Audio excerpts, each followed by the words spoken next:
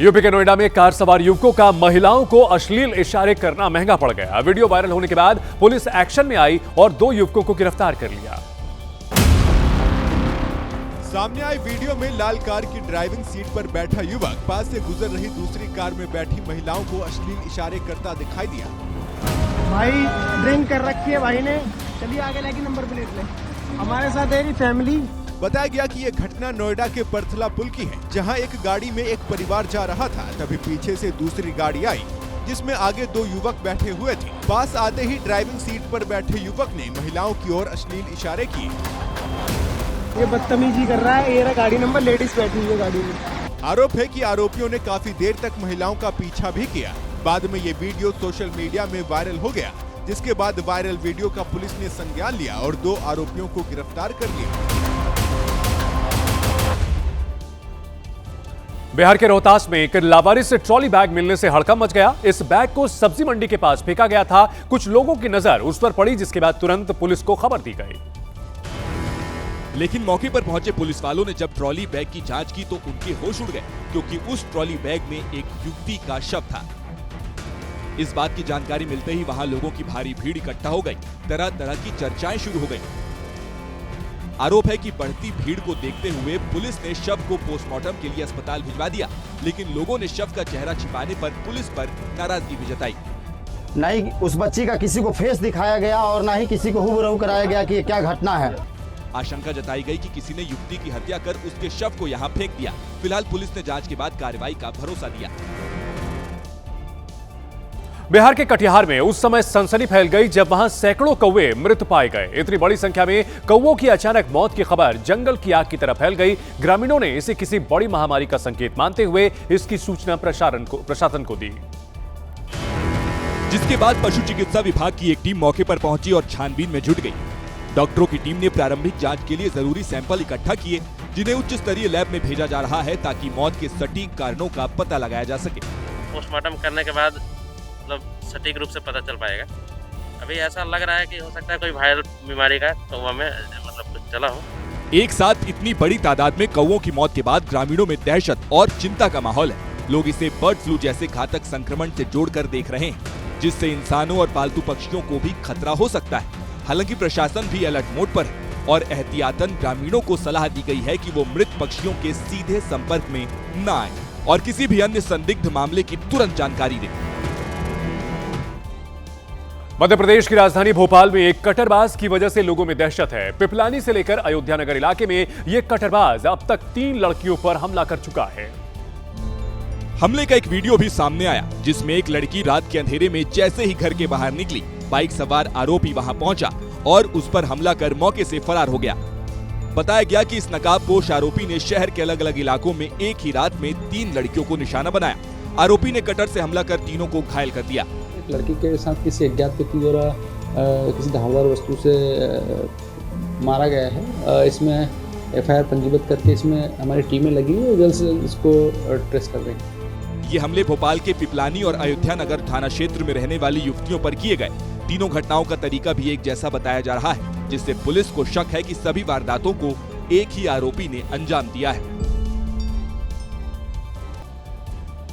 2027 में उत्तर प्रदेश और उत्तराखंड समेत पंजाब में भी विधानसभा चुनाव होने वाले हैं और बीजेपी ने अभी से वहां चुनावी बिसात बिछानी शुरू कर दी है। आज प्रधानमंत्री नरेंद्र मोदी पंजाब के जलंधर पहुंचे। पीएम मोदी सबसे पहले संत शिरोमणि रविदास मंदिर पहुंचे और विधिवत दर्शन पूजन किए। इस दौरान मंदिर में कीर्तन और गुरुवाणी भी हुई। इसके बाद पीएम मोदी ने आदमपुर एयरपोर्ट का नाम बदलकर श्री गुरु रविदास महाराज जी एयरपोर्ट करने की घोषणा की। पीएम मोदी ने अपने भाषण की शुरुआत पंजाबी से की। इस मौके पर पीएम ने आदमपुर एयरपोर्ट का नया नामकरण किया। आदमपुर एयरपोर्ट को अब श्री गुरु रविदास जी महाराज के नाम से जाना जाएगा। संत रविदास जी के नाम पर आदमपुर एयरपोर्ट का नया नामकरण हुआ है। डेरा सचखंड पहुंचकर पीएम मोदी ने संत निरंजन दास के पैर छूकर उनका आशीर्वाद भी लिया। चुनाव के लिहाज से पीएम मोदी का ये दौरा काफी अहम है, क्योंकि 2027 में पंजाब में विधानसभा चुनाव होने हैं और बीजेपी सत्ता से बाहर है।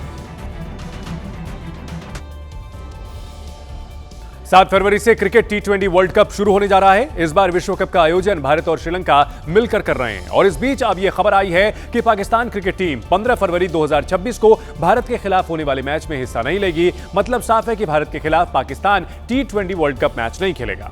पाकिस्तान क्रिकेट बोर्ड को 15 फरवरी को भारतीय क्रिकेट टीम के खिलाफ होने वाले मुकाबले में मैदान पर नहीं उतरने के निर्देश वहां की सरकार ने दिए हैं। फैसला शहबाज सरकार और पीसीबी की मीटिंग के बाद लिया गया। बाकायदा गवर्नमेंट ऑफ पाकिस्तान के आधिकारिक एक्स हैंडल से ट्वीट करके इस बात की घोषणा की गई। जम्मू के वैष्णो देवी यात्रा मार्ग में उस वक्त हड़कंप मच गया जब एक तेंदुआ जंगल से निकलकर यात्रा मार्ग पर पहुंच गया। राहत की बात यह रही कि तेंदुए ने किसी श्रद्धालु को नुकसान नहीं पहुंचाया। जिस रास्ते से माता की जयकारे लगाते भक्तों की टोली आगे बढ़ती है, वहां तेंदुआ आ गया। वो कभी इधर जाता तो कभी उधर जाता। तेंदुए की हरकतें देखकर लगा कि वो किसी का शिकार करने नहीं बल्कि रास्ता भटक कर यात्रा मार्ग में पहुंच गया। तेंदुआ काफी देर तक जंगल की तरफ जाने की कोशिश करता दिखाई दिया, लेकिन लोहे की जालियां उसकी राह में रोड़ा बन गई। काफी मशक्कत के बाद तेंदुए को अपना रास्ता मिल गया और तेंदुआ वहां से निकल गया। तब जाकर लोगों ने राहत की सांस ली। छत्तीसगढ़ के बिलासपुर में उस वक्त हड़कंप मच गया जब एक घर के अंदर पानी की जलधारा जमीन फाड़ करके बाहर निकली। कुछ ही सेकंड में वहां खतरनाक मंजर दिखने लगा। अचानक फर्श टूटी और पानी का तेज फव्वारा ऊपर उठने लगा। कुछ ही देर में पानी पूरे कमरे में भरने लगा। घटना उस वक्त हुई जब मकान मालिक घर के अंदर था और अचानक बने विस्फोट जैसे हालात में वो बाल बाल बच गया। अगर यह शख्स जलधारा की चपेट में आता तो इसे चोट आ सकती थी, लेकिन इसकी किस्मत ने साथ दिया और इसे कुछ नहीं हुआ। जानकारी के मुताबिक पास के एक प्लॉट में नई बोरिंग का काम चल रहा था और उसी वजह से जमीन के भीतर दबाव बना जिससे पानी की जलधारा फूट पड़ी।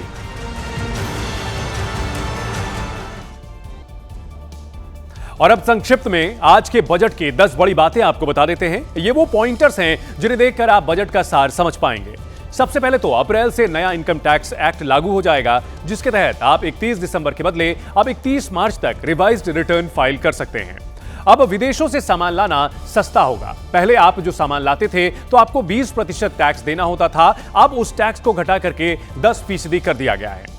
वहीं कैंसर और दूसरी जीवन रक्षक 17 दवाओं से कस्टम ड्यूटी भी कम कर दी गई है, इससे उनके रेट कम हो जाएंगे। वहीं मुंबई, दिल्ली, हैदराबाद, बेंगलुरु और वाराणसी जैसे शहरों के लिए 7 नई हाई स्पीड ट्रेन कॉरिडोर का भी ऐलान किया गया है और वो छोटे शहर जिनकी आबादी 5 लाख से ज्यादा है, उनके विकास के लिए 12,20,000 करोड़ रुपए खर्च किए जाएंगे।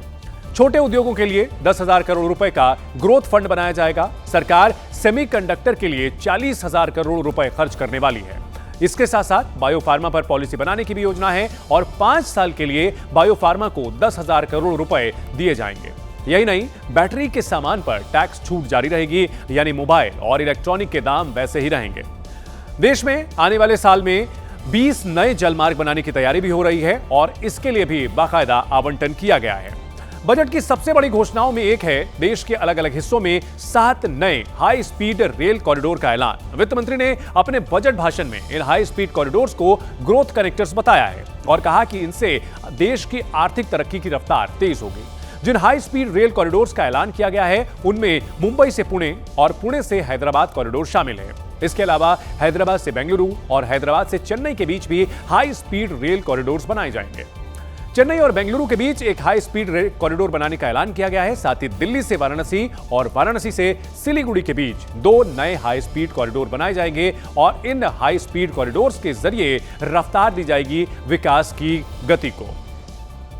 We will develop 7 high speed rail corridors between cities as growth connectors, namely Mumbai to Pune, Pune to Hyderabad, Hyderabad to Bengaluru, Hyderabad to Chennai, Chennai to Bengaluru, Delhi to Varanasi, Varanasi to Siliguri.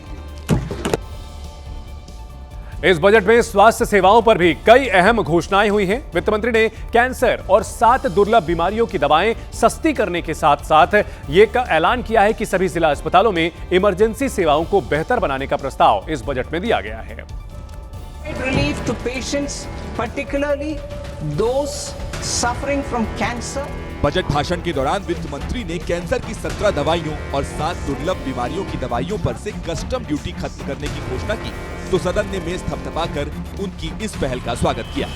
To provide relief to patients, particularly those suffering from cancer, I propose to exempt basic customs duty on 17 drugs or medicines. I propose also to add 7 more rare diseases for the purposes of exempting import duties on personal imports of drugs, medicines and food for special medical purposes used in their treatment. वित्त मंत्री ने health sector से जुड़ी कई अहम घोषणाएं की। Biopharma manufacturing के लिए 10,000 करोड़ रुपए की योजना का प्रस्ताव पेश किया गया। 5 साल में 1 लाख स्वास्थ्य कर्मियों की नियुक्ति और 1.5 लाख मेडिकल हेल्थ को ट्रेनिंग देने का प्रस्ताव पेश किया गया। इसके अलावा मेडिकल टूरिज्म को बढ़ावा देने के लिए 5 रीजनल मेडिकल हब बनाने का भी प्रस्ताव रखा गया है। साथ ही सभी जिला अस्पतालों में इमरजेंसी और ट्रॉमा सेंटर सेवाओं को 50% तक बढ़ाने का लक्ष्य रखा गया है। इसके अलावा मानसिक रोगों के इलाज के लिए NIMHANS2 बनाने का भी ऐलान वित्त मंत्री ने किया। साथ ही 3 नए all India institute of Ayurveda बनाने की भी घोषणा की गई है। ऑपरेशन सिंदूर के बाद भारत ने अपने रक्षा बजट में बड़ा इजाफा किया है। पिछले साल जहां रक्षा मंत्रालय बजट को खर्च के लिए 5.67 लाख करोड़ रुपए मिले थे, वहीं अब इस बार बंपर इजाफा किया गया है। मोदी सरकार ने इस बार रक्षा मंत्रालय को 7.8 लाख करोड़ रुपए का बजट आवंटित किया है, जो ये दिखाता है कि भारत आधुनिक हथियार, सैन्य उपकरण और नई टेक्निक का इस्तेमाल कर दुश्मनों के मंसूबों को मिट्टी में मिला देगा। इस बजट में रक्षा क्षेत्र के लिए 7.85 लाख करोड़ रुपए का प्रावधान किया गया है। मैं इसके लिए भी प्रधानमंत्री मोदी जी का हृदय से आभार व्यक्त करता हूं। ऑपरेशन सिंदूर की ऐतिहासिक सफलता के बाद आए इस बजट ने देश की रक्षा व्यवस्था को और मजबूत बनाने के हमारे संकल्प को सुदृढ़ किया है।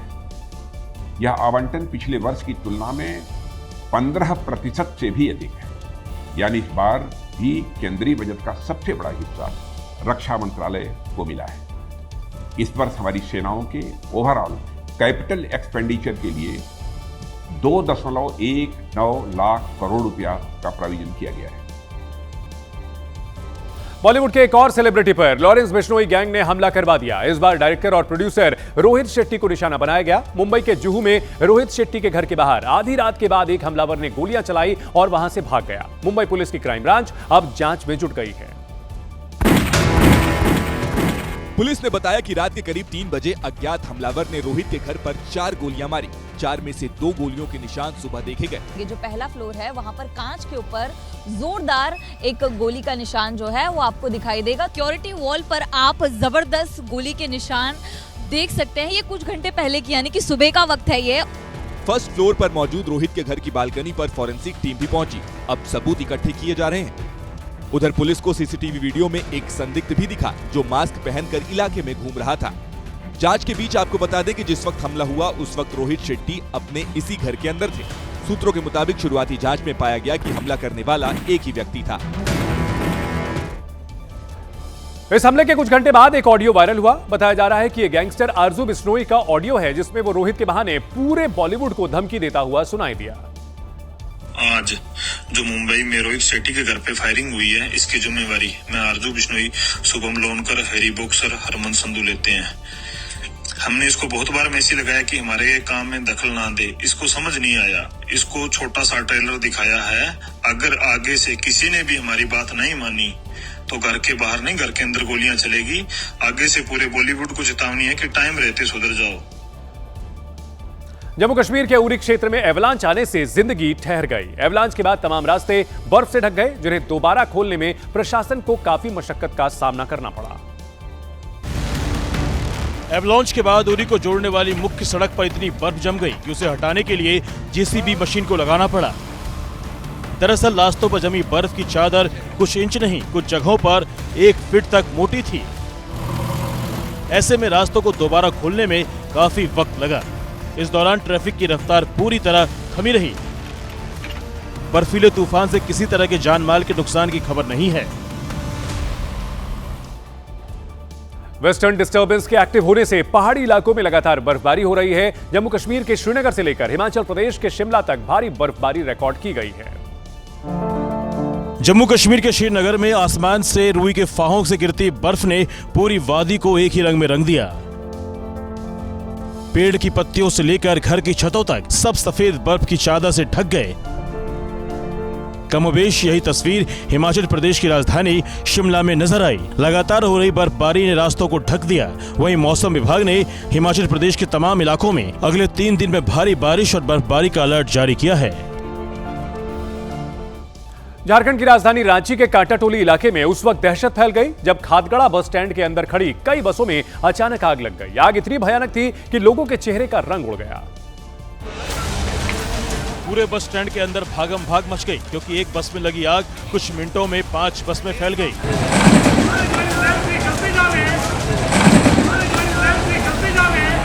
लोगों की सांसें अटक गई क्योंकि भयंकर आग की वजह से बसों में छोटे छोटे धमाके शुरू हो गए।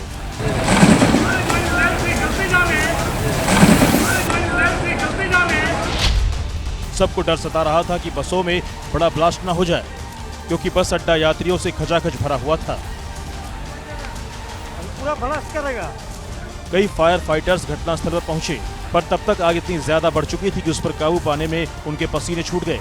रांची के खादगढ़ा बस स्टैंड के अंदर हुए इस अग्निकांड में लाखों की बसें जलकर कबाड़ में तब्दील हो गई।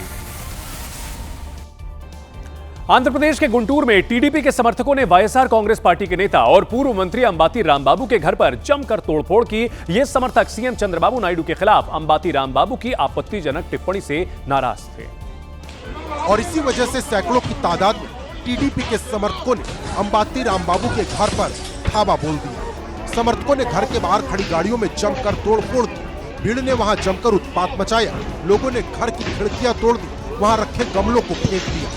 हैरानी की बात यह थी कि ये सब पुलिस की मौजूदगी में हुआ। लोग तोड़फोड़ करते रहे जबकि पुलिस तमाशबीन बनी रही। मामला बिगड़ने के बाद पुलिस ने देर रात अंबाती रामबाबू को गिरफ्तार कर लिया। अगर आपके घर में भी कोई बुजुर्ग हैं और आपको लगता है कि वो इतने भोले हैं कि कोई भी उन्हें ठग सकता है तो ये खबर आपको जरूर देखनी चाहिए। उत्तराखंड के देहरादून में साइबर ठगों ने निवेश का लालच और डिजिटल अरेस्ट का डर दिखाकर 2 बुजुर्गों से ठगी कर ली और उनसे 1 करोड़ 20 लाख रुपए ऐंठ लिए। दोनों ही मामलों में रिटायर्ड सरकारी मुलाजिमों को निशाना बनाया गया। जल निगम से रिटायर्ड मंगल सिंह रावत को ठग ने दिल्ली पुलिस का अधिकारी बताकर कहा कि उनका नाम धोखाधड़ी में सामने आया है। फिर डिजिटल अरेस्ट का डर दिखाकर अलग अलग खातों में उनसे 64 लाख रुपए ट्रांसफर करवा लिए। इसी तरह दूसरे मामले में ऋषिकेश के रहने वाले बुजुर्ग को व्हाट्सएप में मैसेज आया। सामने वाले ने शेयर मार्केट में मोटा मुनाफा दिलवाने का लालच दिया। बुजुर्ग जब उसकी बातों में आ गए तो अलग अलग खातों में उसने 55 लाख रुपए ट्रांसफर करा लिए। दोनों ही मामलों में बुजुर्गों ने अपने बच्चों को जब तक बताया तब तक बहुत देर हो चुकी थी। साइबर पुलिस अब मामले की पड़ताल कर रही है।